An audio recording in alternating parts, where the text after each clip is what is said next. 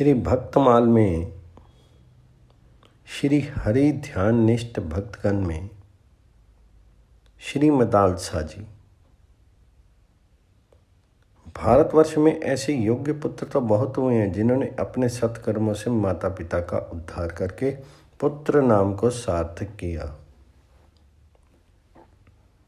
परंतु ऐसी माता जो परम उत्तम ज्ञान का उपदेश देकर के पुत्रों का भी संसार सागर से उद्धार कर दे, केवल मदालसा ही थी। उसने पुत्रों का ही नहीं अपना और पति का भी उद्धार किया था। मदालसा आदर्श विदुषी, आदर्श सती और आदर्श माता थी। उनका जन्म दिव्य कुल में हुआ। पहले तो वे गंधर्वराज विश्वावसु की पुत्री थी, जी फिर नागराज अश्वतर की कन्या रूप में प्रकट हुई। उसके जीवन का संक्षिप्त वृत्तांत इस प्रकार है।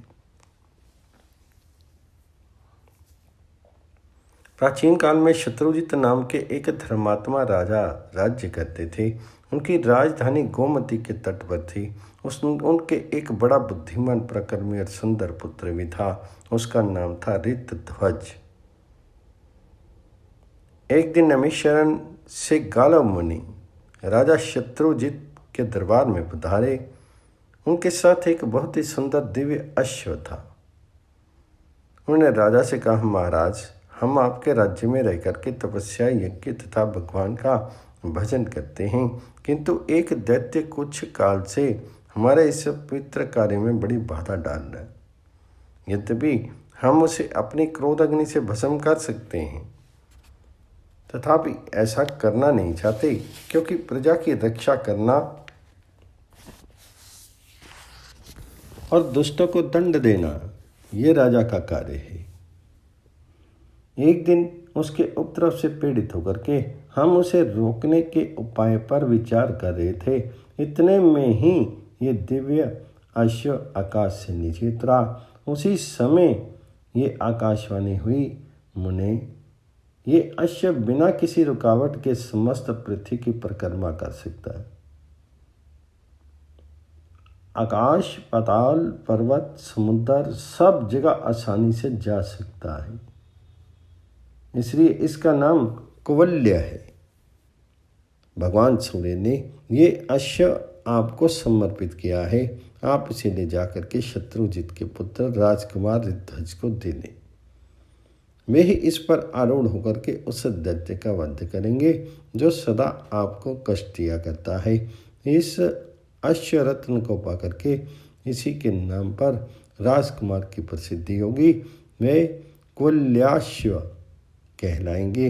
इस आकाशवाणी को सुनकर के हम आपके पास आए हैं। आप इस अश्व को लीजिए और राजकुमार को इस पर सवार करके हमारे साथ भेजिए, जिससे धर्म का लोप ना होने पाए।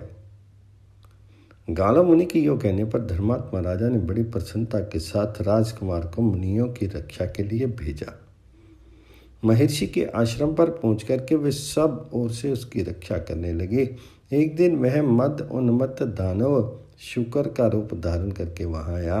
राजकुमार शीघ्र ही घोड़े पर सवार होकर उसके पीछे दौड़े। अर्धचंद्राकार बाण से उस पर प्रहार किया। बाण से आहत होकर के वह शुक्राकार दैत्य प्राण बचाने के लिए भागा और वृक्षों तथा पर्वतों से गिरी हुई घनी झाड़ी में घुस गया। राजकुमार के अश्व ने उसका पीछा नहीं छोड़ा। दैत्य भागता हुआ सहस्त्रों योजन दूर निकल गया और एक स्थान पर बिल्ल के आकार में दिखाई देने वाली अंधेरी गुफा में कूद पड़ा। अश्वारोही राजकुमार भी उसके पीछे उसी गड्ढे में कूद पड़े। भीतर जाने पर वहां सुअर नहीं दिखाई दिया, बल्कि दिव्य प्रकाश से परिपूर्ण पाताल लोक का दर्शन हुआ। सामने ही इंद्रपुरी के समान एक सुंदर नगर था, जिसमें सैकड़ों सोने के महल शोभा पा रहे थे। राजकुमार ने उससे प्रवेश किया, किंतु वहां उन्हें कोई मनुष्य नहीं दिखाई दिया। वे नगर में घूमने लगे। घूमते ही घूमते उन्होंने एक स्त्री देखी जो बड़ी उतावली के साथ कहीं चली जा रही थी। राजकुमार ने उससे कुछ पूछना चाहा, किंतु वह आगे बढ़कर के चुपचाप एक महल की सीढ़ियों पर चढ़ गई। ऋतध्वज ने भी घोड़े को एक जगह बांध दिया और उस स्त्री के पीछे पीछे महल में प्रवेश किया। भीतर जाकर देखा, सोने का बना हुआ एक विशाल पलंग है। उस पर एक सुंदरी कन्या बैठी है जो अपने सौंदर्य से रति को भी लजा रही है। दोनों ने एक दूसरे को देखा और दोनों का मन परस्पर आकर्षित हो गया। कन्या मूर्छित हो गई। तब पहली स्त्री ताड़ का पंखा लेकर के उसे हवा करने लगी। जब वह कुछ होश में आई तो राजकुमार ने उसकी मूर्छा का कारण पूछा। वह लज्जा गई। उसने सब कुछ अपनी सखी को बता दिया। उसकी सखी ने कहा, प्रभु, देवलोक में गंधर्वराज विश्वावसु सर्वत्र विख्यात हैं। ये सुंदरी उन्हीं की कन्या मदालसा है। एक दिन जब ये अपने पिता के उद्यान में घूम रही थी, पाताल केतु नामक दानव ने अपनी माया फैला करके इसे हर लिया। उसका निवास स्थान यही है। सुनने में आया है आगामी त्रयोदशी को वह इसके साथ विवाह करेगा। इससे मेरी सखी को अपार कष्ट है। अभी कल की बात है, ये बेचारी आत्महत्या करने को तैयार हो गई थी। उसी समय कामधेनु ने प्रकट होकर के कहा, बेटी, मैं नीच दानव तुम्हें नहीं पा सकता। मृत्यु लोक में जाने पर उसे जो अपने बाणों से भींद डालेगा वही तुम्हारा पति होगा। यो कह करके माता सुरभि अंतर्ध्यान होगी। मेरा नाम कुंडला है। मैं इस मदालसा की सखी, विंध्यवान की पुत्री और वीर पुष्कर माली की पत्नी हूँ। मेरे पति देवासुर संग्राम में शुंभ के हाथ से मारे गए। तब से मैं तपस्या का जीवन व्यतीत कर रही हूँ। सखी के स्नेह से यहाँ इसे धीरज बंधाने आ गई हूँ। सुना है मृत्यु लोक के किसी वीर ने पाताल केतु को अपने बाणों का निशाना बनाया है। मैं उसी का पता लगाने आई हूँ। बात सही निकली। आपको देख करके मेरी सखी के हृदय में प्रेम का संचार हो गया है, किंतु माता सुरभि के कथन के अनुसार इसका विवाह उस वीर के साथ होगा जिसने पाताल केतु को घायल किया है। यही सोच करके दुख के मारे ये मूर्छित हो गई है। जिससे प्रेम हो उसी के साथ विवाह होने पर जीवन सुख में बीतता है। इसका प्रेम तो आपसे हुआ और विवाह दूसरे से होगा, यही इसकी चिंता का कारण है।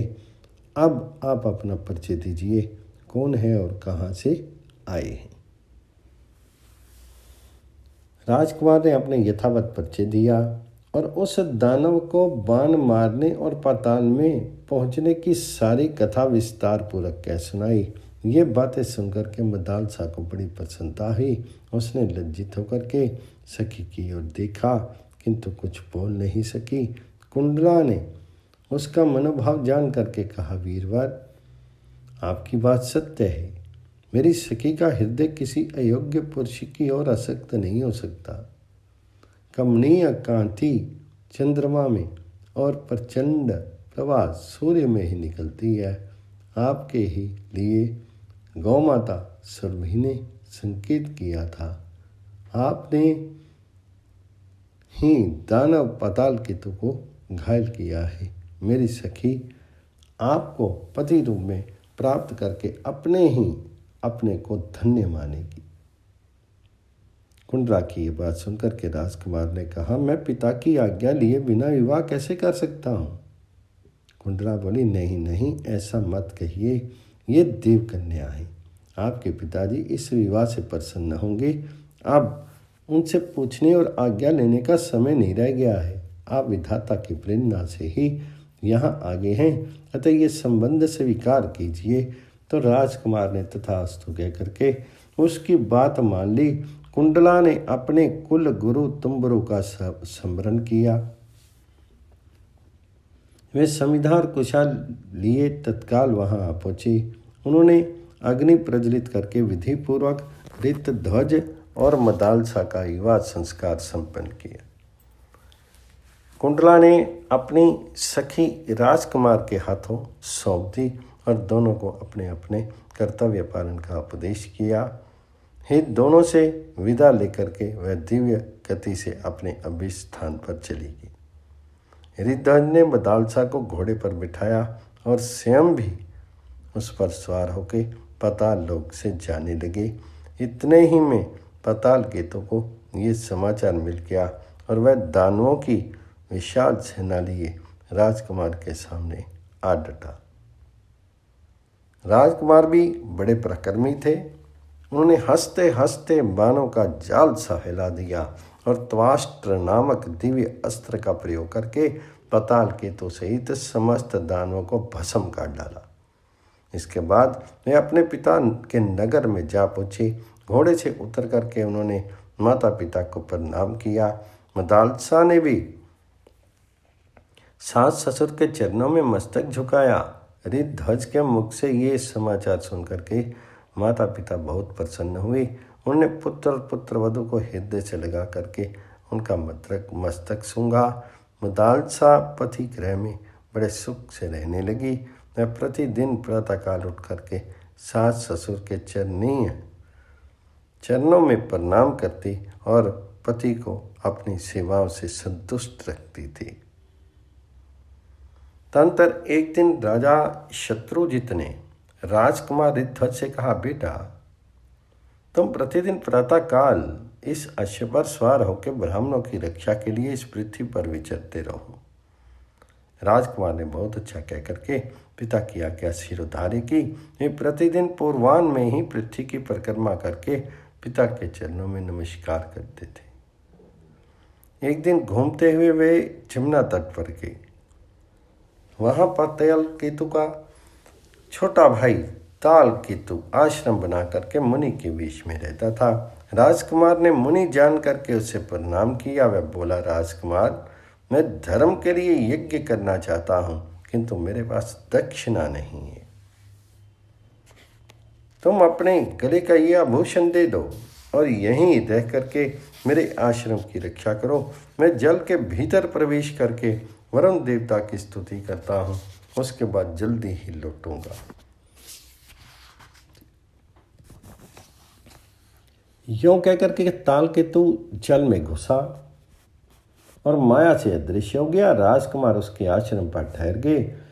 मुनिवेशधारी ताल केतु राजा शत्रुजित के नगर में गया। वहां जाकर के उसने कहा, राजन आपके पुत्र दैत्यों के साथ युद्ध करते करते मारे गए, ये उनका आभूषण है। यूं कहकर के वह जैसे आया था उसी प्रकार लौट गया। राजकुमार की मृत्यु का दुखपूर्ण समाचार सुनकर के नगर में हाहाकार मच गया। राजा रानी तथा रेनिवास की स्त्रियां शोक से व्याकुल होकर के विलाप करने लगी। मदालसा ने उनके गले के आभूषणों को देखा और पति को मारा गया सुनकर के तुरंत ही अपने प्यारे प्राणों को त्याग दिया। राजमहल का शोक धूना हो गया। राजा शत्रुजित ने किसी प्रकार धैर्य धारण किया और रानी तथा अंतापुर के अन्य लोगों को भी समझा बुझा कर शांत किया। मदालसा का दाह संस्कार किया गया। उधर ताल केतु जमुना जल से निकल करके राजकुमार के पास गया और कृतज्ञता प्रकट करते हुए उसने उनको घर जाने की आज्ञा दे दी। राजकुमार ने तुरंत अपने नगर में पहुंच करके पिता माता को प्रणाम किया। उन्होंने पुत्र को छाती से लगा लिया और नेत्रों से आंसू बहाने लगे। राजकुमार को सब बातें मालूम हुई। मदालसा के वियोग से उसका हृदय रो उठा। उनकी दुनिया सूनी होगी। उन्होंने मदालसा के लिए जलांजलि दी और ये प्रतिज्ञा की, न मृग के समान विशाल नेत्रों वाली गंधर्व राजकुमारी मदालसा के अतिरिक्त दूसरे किसी स्त्री के साथ भोग नहीं करूंगा। ये मैंने सर्वत्र सत्य कहा है। इस प्रकार प्रतिज्ञा करके उन्होंने स्त्री संबंधी भोग से मन हटा लिया और समवयस्क मित्रों के साथ मन बहलाने लगे। इसी समय नागराज अश्वतर के 2 पुत्र मनुष्य रूप में पृथ्वी पर घूमने के लिए निकले। राजकुमार ऋतध्वज के साथ उनकी मित्रता होगी। उनका आपस का प्रेम इतना बढ़ गया कि नाग कुमार एक क्षण भी उन्हें छोड़ना नहीं चाहते थे। वे दिन भर पाताल से गायब रहते थे। एक दिन नागराज के पूछने पर उन्होंने ऋतध्वज का सारा वृत्तांत सुना करके पिता से कहा, हमारे मित्र ऋतध्वज मदालसा के सिवा दूसरी किसी स्त्री को स्वीकार न करने की प्रतिज्ञा कर चुके हैं। मदालसा पुनः जीवित हो सके तो कोई उपाय करें।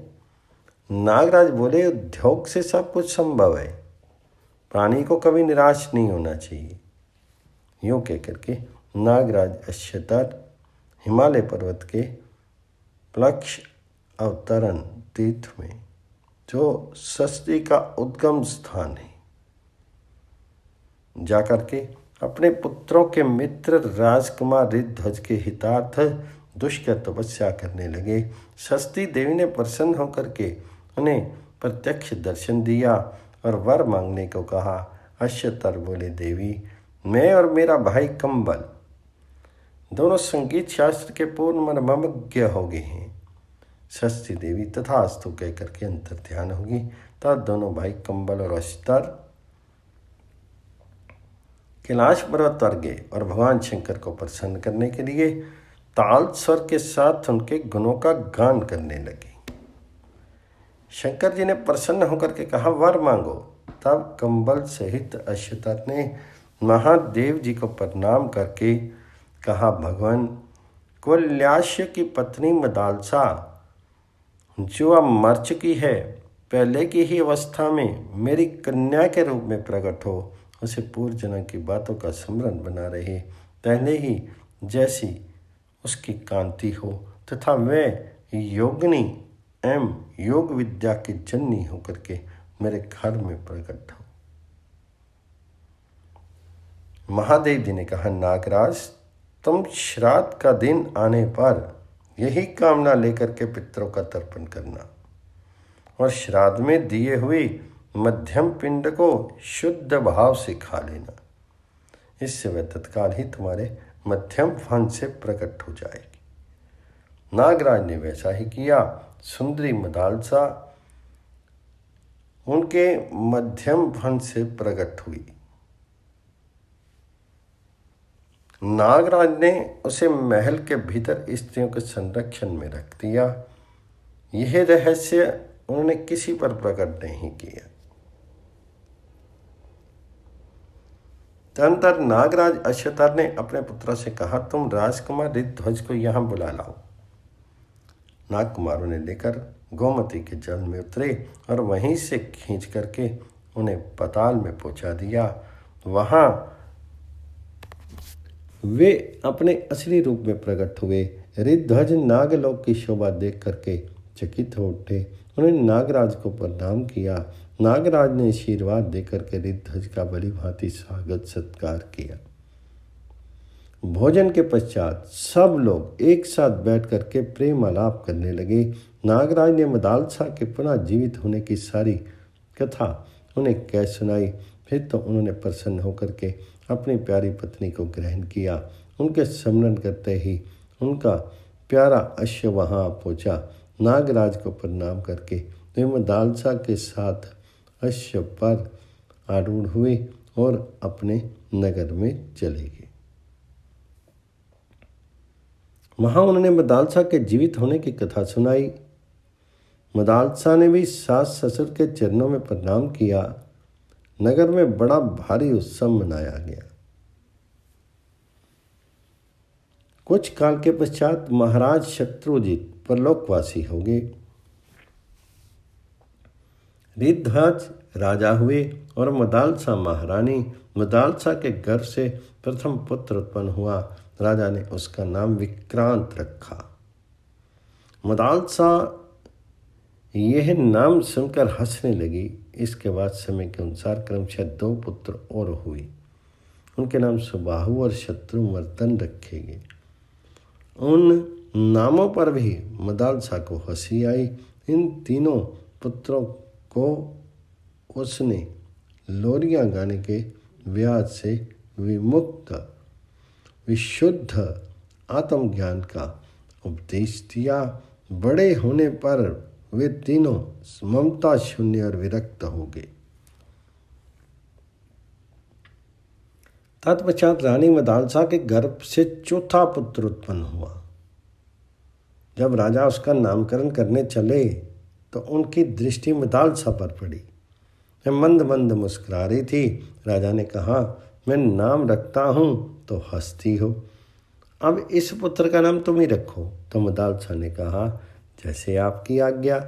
आपके चौथे पुत्र का नाम मैं अलर्क रखती हूँ।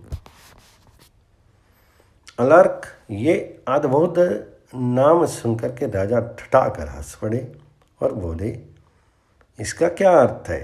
तो मदालसा ने उत्तर दिया, सुनिए, नाम से आत्मा का कोई संबंध नहीं है।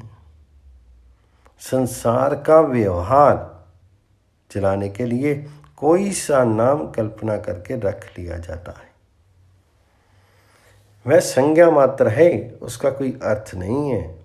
आपने भी जो नाम रखे हैं वे भी निरर्थक की हैं। पहले विक्रांत, इस नाम के अर्थ पर विचार कीजिए। क्रांति का अर्थ है गति।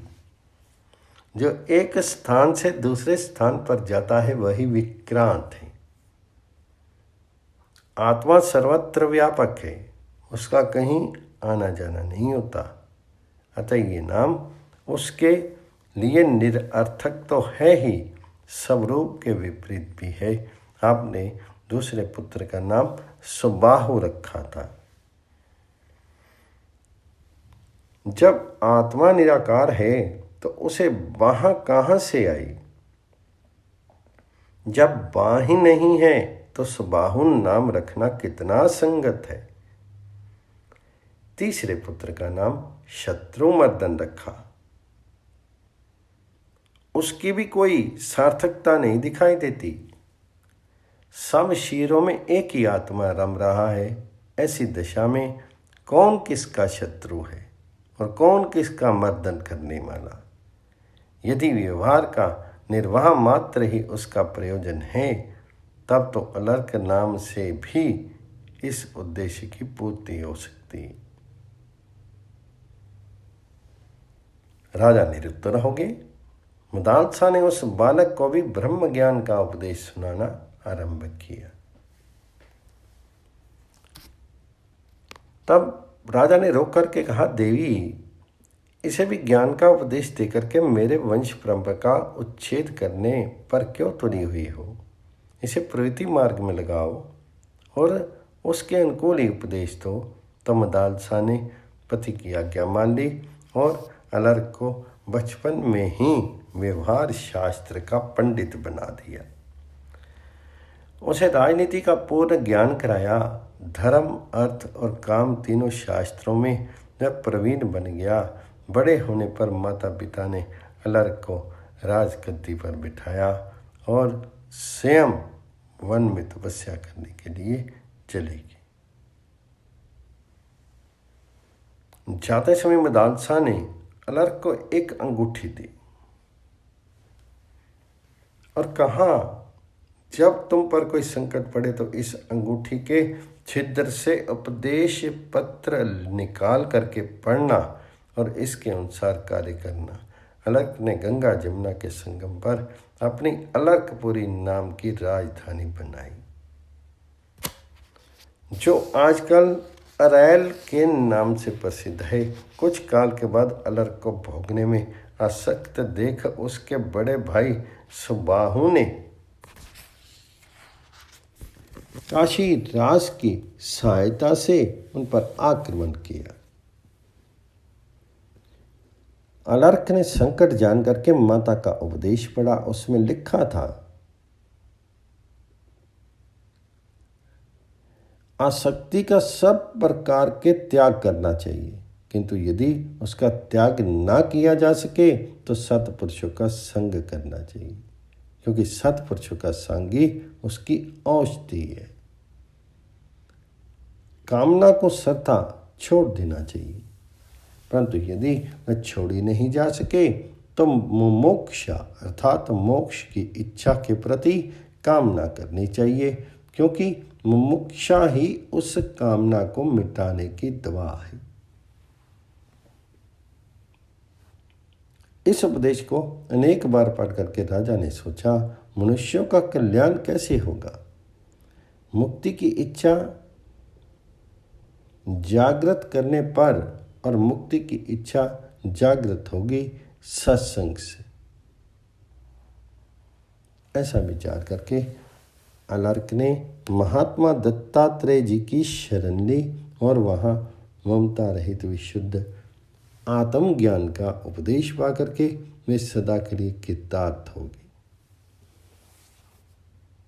इस प्रकार महासती मदालसा ने अपने पुत्रों का उद्धार करके स्वयं भी पति के साथ परमात्म चिंतन में मन लगाया और घोड़े थोड़े ही समय में मोक्ष स्वरूप परम पद प्राप्त कर लिया। मदालसा अब इस लोक में नहीं है, किंतु उसका नाम सदा के लिए अमर हो गया।